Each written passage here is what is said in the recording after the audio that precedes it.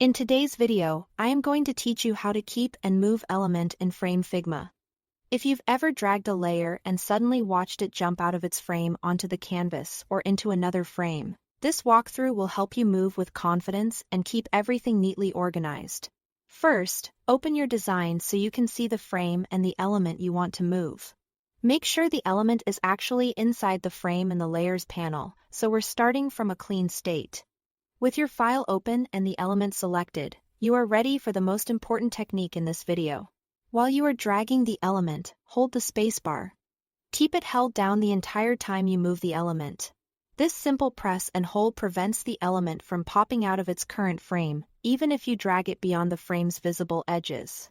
Without the spacebar, Figma may try to reparent the layer, dropping it into the parent canvas or another frame when your cursor crosses a boundary.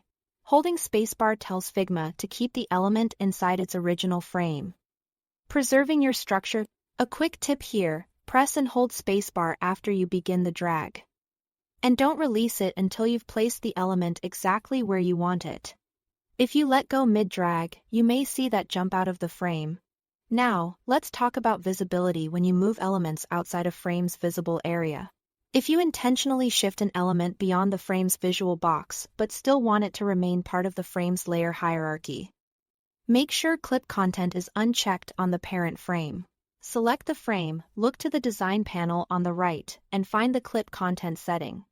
Unchecking this allows you to see and edit any portions of elements that sit outside the frame's boundaries, while still keeping those layers nested inside the frame in the Layers panel.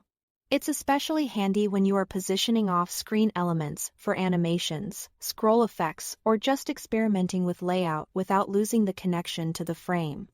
If Clip Content is on, anything outside the frame's bounds will be hidden from view, though it will still be there. Turning it off lets you work with those parts directly. That's it. Thanks for watching.